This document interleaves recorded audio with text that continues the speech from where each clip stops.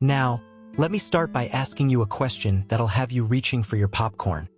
Have you ever returned from a relaxing weekend getaway, only to find that your property line had been relocated? Yeah, me neither, until it actually happened. And let me tell you, the architect of this cartographic chaos wasn't just any garden variety neighbor. She was a full-blown, grade-A extra-strength Karen. My name's Rick, and I'm what you might call a goat enthusiast. I've got a herd of them: Tank, Oreo, Princess Leia, and a few others who are too busy chewing on tin cans to remember their own names. They're more than just pets. They're family. Furry, four-legged, slightly pungent family. And they're usually contained within the confines of my humble abode by a sturdy, or so I thought, wooden fence. So, picture this. I roll back into my driveway after a blissful 3 days of glamping. Yes, I said glamping, don't judge, to find nothing. Well, not nothing. There's a whole lot of something going on. And none of it good. The fence? Gone. Vanished. Probably abducted by aliens who have a penchant for suburban landscaping. But what replaced it was the real kicker. Where my perfectly adequate, functional, dare I say, charming fence once stood, there now stretched a veritable horticultural abomination. Elaine, aka the aforementioned Karen and my lovely next-door neighbor, had apparently decided that my side of the property line was just begging to be incorporated into her vision. And boy, what a vision it was. Think Martha Stewart on steroids, crossed with a particularly aggressive strain of floral fascism. We're talking manicured rose bushes that looked like they'd been styled by Vidal Sassoon, a koi pond that probably cost more than my car, and enough decorative gnomes to populate a small, ceramic-themed village. It was overwhelming. It was offensive. It was a violation of everything I held dear, which admittedly wasn't much besides my goats and a decent craft beer, but still. And that's when I saw them. My goats. My sweet, innocent, perpetually hungry goats. They were frolicking amidst the floral carnage, wreaking havoc on Elaine's meticulously planned paradise. Tank was using a prize-winning peony as a scratching post, Oreo was sampling the exotic water lilies in the koi pond, and Princess Leia was attempting to headbutt one of the aforementioned gnomes. She lost, but bless her heart for trying.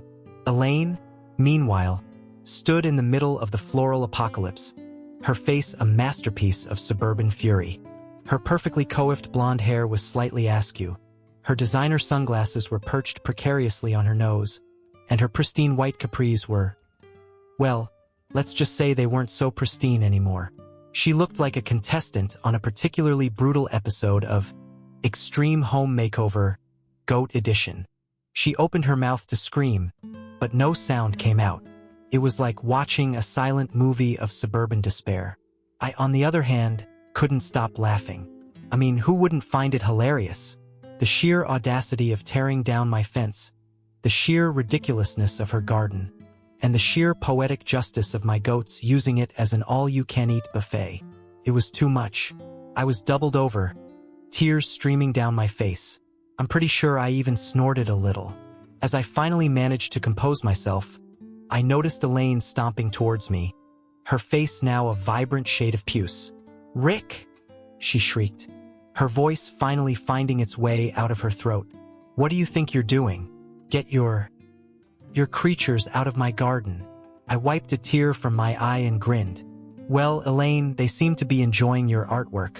But more importantly, where's the fence? Did it spontaneously combust? Because last time I checked, there was a clear delineation between our properties." She puffed out her chest, which, let me tell you, was quite a feat considering the circumstances. "I removed it. It was obstructing my view.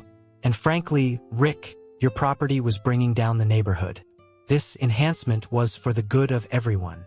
My jaw dropped. "Enhancement? You call tearing down my fence and letting your garden leach onto my land an enhancement? You know that's trespassing, right? Also, who's gonna enhance the look of you? Plastic surgery?" Before she could respond, Tank, bless his little goat heart, decided to add insult to injury.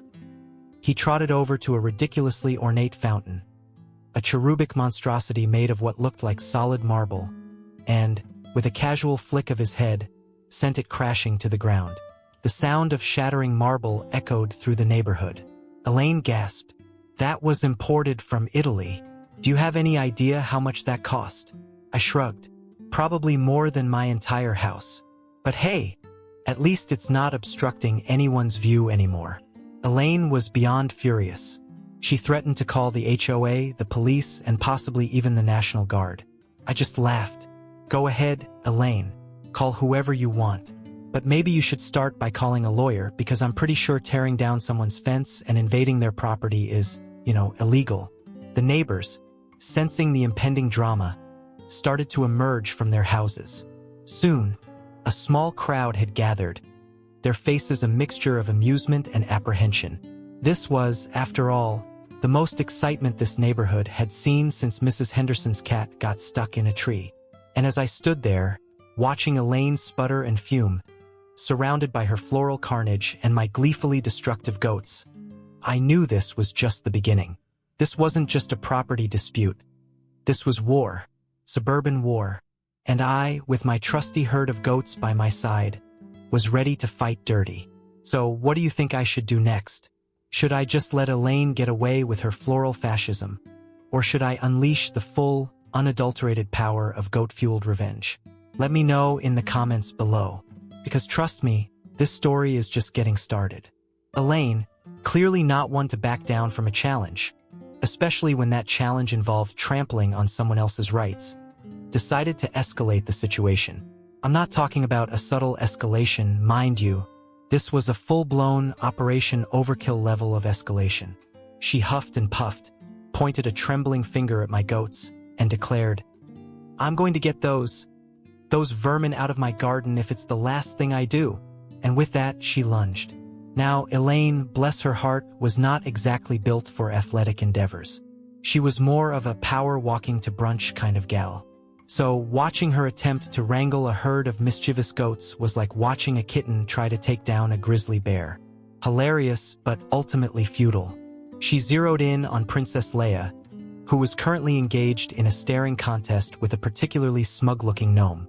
Elaine, with a surprising burst of energy, probably fueled by pure, unadulterated rage, grabbed Princess Leia by the collar. Come on, you overgrown furball, she grunted, attempting to drag the goat back towards my property. Now, Princess Leia may be named after a space princess, but she's no damsel in distress. She's a goat, and goats, as any goat owner will tell you, are stubborn creatures. Princess Leia planted her hooves firmly on the ground and refused to budge. Elaine pulled harder, her face turning an even more alarming shade of puce. The collar started to slip, and then disaster struck. Oreo, ever the opportunist, saw his chance. He lowered his head, took a running start, and wham! He rammed straight into Elaine's backside. Now, I'm not gonna lie, it was a beautiful sight. Elaine went flying forward, landing face first in a patch of freshly tilled soil. Her designer sunglasses went tumbling.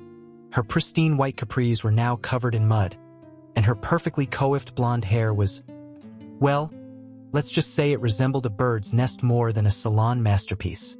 The gathered neighbors gasped. Even I, despite my simmering rage at Elaine's blatant disregard for property lines, couldn't help but snicker. It was just too ridiculous. Elaine, covered in dirt and dignity, slowly pushed herself up to a sitting position. She glared at Oreo, then at me, then at the crowd of onlookers. You think this is funny, Rick? She spat, her voice dripping with venom. You think it's funny that your animals attacked me? I shrugged, trying to maintain a semblance of seriousness. Well, Elaine, I didn't see anyone attacking anyone. I just saw a goat exercising his right to protest illegal landscaping. The crowd chuckled. Even a few of the more staunchly pro-HOA members couldn't help but crack a smile. Elaine was not amused. She staggered to her feet, brushed the dirt off her, now thoroughly ruined, capris, and pointed a wobbly finger at me. This isn't over, Rick. I'm going to make you regret the day you ever set foot in this neighborhood. And with that, she stormed off, leaving a trail of mud, shattered dreams, and disgruntled gnomes in her wake. As she disappeared into her McMansion, I couldn't help but feel a sense of satisfaction. Not just because she had gotten a face full of dirt, but because she had finally shown her true colors to the entire neighborhood. Everyone had always suspected that Elaine was a bit of a tyrant, but now they had witnessed her tyranny firsthand. But I knew this was just a temporary victory.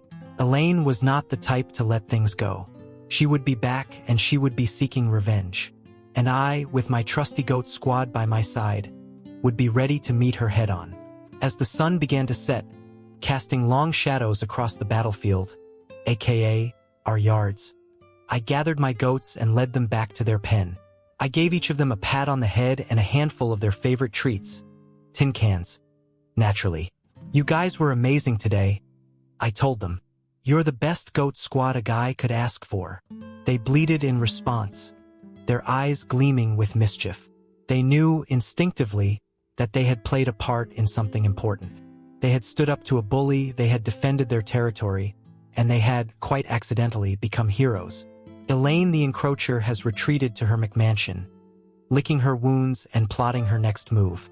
But little does she know, Rick and his goat squad are about to unleash a master plan so devious, so cunning, it'll make Machiavelli look like a kindergarten finger painter. The day after the great garden tussle dawned bright and sunny, as if nothing out of the ordinary had happened. But beneath the veneer of suburban tranquility, a storm was brewing. A storm of goat-fueled fury. I knew Elaine wouldn't just slink away and admit defeat. No, she was the type to double down, to escalate, to bring out the big guns. So, I decided to meet her on her own turf to fight fire with goats. I spent the morning observing Elaine's movements, studying her patterns, analyzing her weaknesses. Okay, maybe I just watched her through binoculars while sipping a beer on my porch, but you get the idea. I was strategizing. I noticed that Elaine was obsessed with her garden. It was her pride and joy, her masterpiece, well, you get the idea. And I knew that if I wanted to truly hurt her, I had to strike at the heart of her horticultural empire. But I couldn't just let the goats loose and hope for the best. No, this had to be a carefully orchestrated, precision-guided goat-pocalypse. I needed a plan. And that's when it hit me. Training. That's right, I was going to train my goats. I was going to turn them into a highly skilled, highly destructive, four-legged wrecking crew. I know what you're thinking. Rick, you're crazy. You can't train goats. And to that, I say, challenge accepted. I started with the basics. Obedience. I set up a series of obstacles, cones, tires, strategically placed lawn gnomes, and tried to coax the goats to navigate them. It was challenging. Goats, as it turns out, are not particularly interested in following instructions. They're more interested in eating instructions or, even better, ignoring them completely. But I persevered. I used a combination of treats, tin cans, of course, gentle encouragement, and the occasional well-placed nudge to guide them through the course. Slowly but surely, they started to get the hang of it.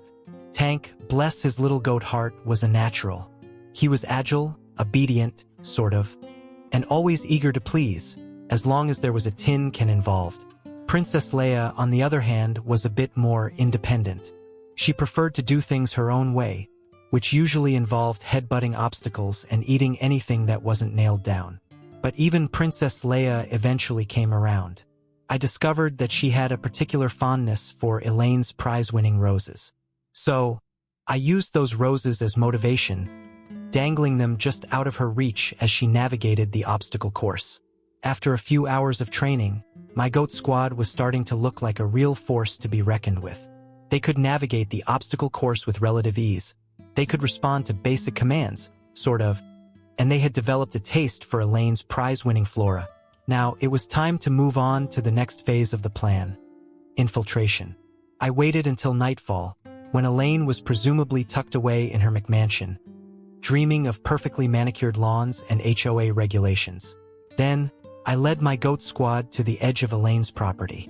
The fence was still down, of course, which made the infiltration process much easier. I gave the goats a final pep talk. "All right, guys," I whispered. "Remember the training. Stay focused. And whatever you do, don't eat the gnomes." They bleated in response, their eyes gleaming in the moonlight. They were ready. I gave the signal and the goat squad surged forward. They navigated the treacherous terrain of Elaine's garden with surprising grace, avoiding the koi pond, the marble statues, and the strategically placed sprinkler systems. They zeroed in on their target, Elaine's prize-winning rose bushes. And then the goat-pocalypse began. They ate, they trampled, they defecated. They turned Elaine's horticultural masterpiece into a goat-induced wasteland. It was a beautiful sight. I watched from the shadows, a grin spreading across my face. Elaine may have thought she could get away with tearing down my fence and invading my property, but she had underestimated the power of goat-fueled revenge. As the goats worked their magic, I couldn't help but feel a sense of satisfaction. Not just because I was getting back at Elaine, but because I was striking a blow against suburban conformity, against HOA tyranny, against the tyranny of perfectly manicured lawns. The goat-pocalypse was more than just a revenge plot. It was a statement. It was a declaration of independence. It was a middle finger to the establishment. As the first rays of dawn began to peek over the horizon, I gathered my goat squad and led them back to their pen. They were exhausted, covered in dirt and rose petals, but they had a look of pride on their faces. They had done their duty. I knew that Elaine would be furious when she saw the damage, but I also knew that she would be powerless to stop me, because I had a secret weapon, the goat squad. The morning after the goat-pocalypse, I woke up to the sound of, well, not birds chirping, more like the frantic squawking of a flock of Karen birds circling my property. Turns out, Elaine had wasted no time in alerting the authorities, the HOA authorities. That is, a crisp, official-looking letter was taped to my front door. It was from the Homeowners Association, and it was not good news. It contained a laundry list of violations, including unapproved landscaping modifications, animal waste exceeding acceptable levels, disturbing the peace, general unsightliness. The letter demanded that I rectify these violations within 48 hours, or face a hefty fine and possible legal action. It was signed by none other than Elaine herself, in her capacity as HOA president. I crumpled the letter in my fist and let out a frustrated sigh. This was exactly what I had feared. Elaine was using her power to bully me, to silence me, to force me to conform to her vision of suburban perfection. But I wasn't going to let her get away with it. I was going to fight back. My first step was to attend the next HOA meeting. I knew it would be a hostile environment, but I needed to make my voice heard. I needed to expose Elaine's hypocrisy and her abuse of power. The meeting was held in the community clubhouse, a sterile, beige-colored room that reeked of desperation and popery. Elaine was sitting at the head of a long table, flanked by a gaggle of equally Stepfordesk board members. She looked smug, confident, and utterly devoid of a soul. As I walked in, a hush fell over the room. All eyes were on me. I could feel the collective judgment of the entire HOA weighing down on me. Elaine cleared her throat and addressed me in a condescending tone. "Mr. Rick, we've received numerous complaints about your property. Your animals have caused considerable damage, and your general disregard for community standards is unacceptable." I took a deep breath and stepped forward. "With all due respect, Mrs. Elaine, I believe you're missing a few key details. Namely, the fact that you illegally removed my fence and trespassed on my property." A murmur rippled through the room. Elaine's face flushed crimson. "That fence was an eyesore," she retorted, "and it was obstructing my view. It was my property," I shot back, "and you had no right to tear it down. Furthermore, I believe you've been using your position as HOA president to harass me and to cover up your own illegal activities, like using HOA funds to build that monstrosity of a garden of yours." The room erupted in chaos. People were shouting, arguing, pointing fingers. Elaine was banging her gavel, trying to restore order, but it was no use. The suburban dam had burst, and the truth was flooding out. That's when things took a turn for the truly absurd. Suddenly, a loud bleating sound filled the room. Everyone turned to see Tank, my most mischievous goat, standing in the doorway. He had somehow escaped from his pen and made his way to the clubhouse. He stood there for a moment, surveying the scene, his eyes gleaming with mischief. Then he lowered his head and charged. He barreled straight towards Elaine, knocking her off her chair and sending her sprawling onto the floor. Papers flew everywhere. Gavel went skittering across the room, and the entire HOA meeting descended into a goat-fueled free-for-all. People were screaming, running, and trying to avoid being trampled by a rogue goat. Tank, meanwhile, was having the time of his life. He was jumping on tables, eating potted plants, and generally wreaking havoc on the community clubhouse. In the midst of the chaos, I managed to grab my phone and start filming. This was too good to pass up. Eventually, the pandemonium subsided, and Tank was apprehended, with the help of a few brave souls and a well-placed tin can. Elaine, covered in dirt and potpourri, was helped to her feet. She looked defeated, humiliated, and utterly ridiculous. As I led Tank out of the clubhouse, I couldn't help but grin. I may not have won the battle, but I had definitely won the war. Elaine's power had been exposed, her reputation had been tarnished, and her HOA meeting had been thoroughly goatified. All right, folks, the curtain's rising on the final act of our suburban saga. It's time for Elaine the Encroacher to face the music, and for Rick and his goat squad to claim their rightful victory. Get ready for a finale that's equal parts hilarious, satisfying, and utterly ridiculous. The aftermath of the goatpocalypse at the HOA meeting was, well, let's just say it was interesting. The video I took of Tank's rampage went viral, turning Elaine into a laughingstock and solidifying my status as a local legend. News outlets were clamoring for interviews, people were sending me goat-themed gifts, and even the local hardware store offered me a lifetime supply of tin cans. But more importantly, the video exposed Elaine's abuse of power and her blatant disregard for community standards.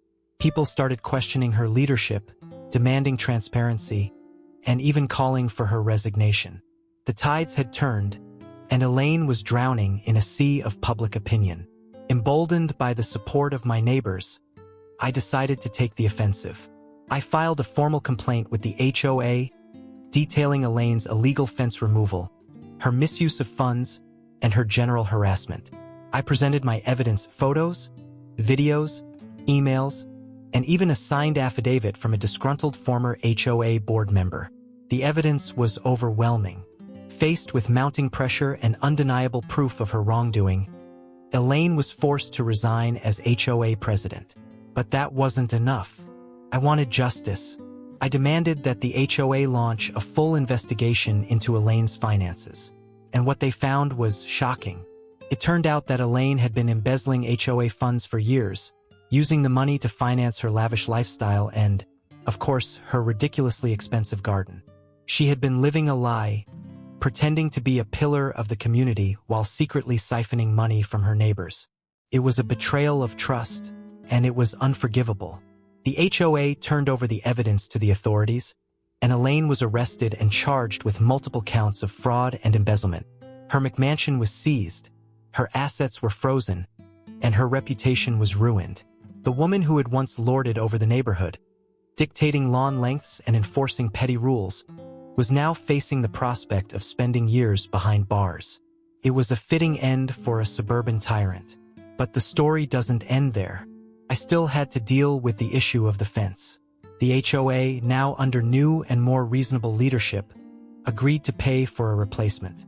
But I didn't want just any fence. I wanted a fence that would send a message, a fence that would symbolize my victory over Elaine and her brand of suburban tyranny. So, I commissioned a local artist to create a unique fence. It was made of reclaimed wood and decorated with a series of intricate carvings depicting scenes from the goatpocalypse. But the piece de resistance was the manure art. That's right, I used goat manure, expertly sculpted and painstakingly dried, to create a series of portraits of Elaine. Each portrait captured a different stage of her downfall, from her haughty days as HOA president to her tearful arrest. It was a statement, a bold, defiant, and undeniably smelly statement. The neighbors loved it. They admired my creativity, my audacity, and my sheer commitment to goat-fueled revenge. The fence became a local attraction, drawing tourists from miles around. People would come to take pictures, to laugh, and to marvel at the sheer absurdity of it all. As for Elaine, She was reportedly horrified by the fence, but there was nothing she could do about it. She was powerless, disgraced, and facing a long and lonely future. And what about the Goat Squad? They became local heroes, celebrated for their role in bringing down Elaine and her reign of terror. They were invited to parades, featured in newspaper articles, and even given honorary keys to the city, which they promptly tried to eat.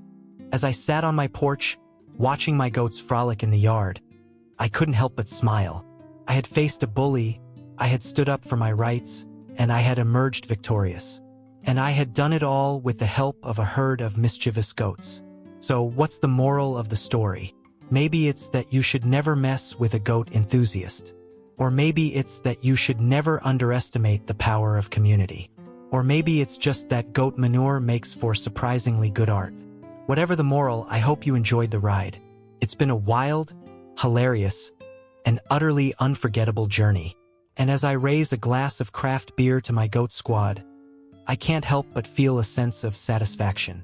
Goat justice, as it turns out, is pretty damn sweet.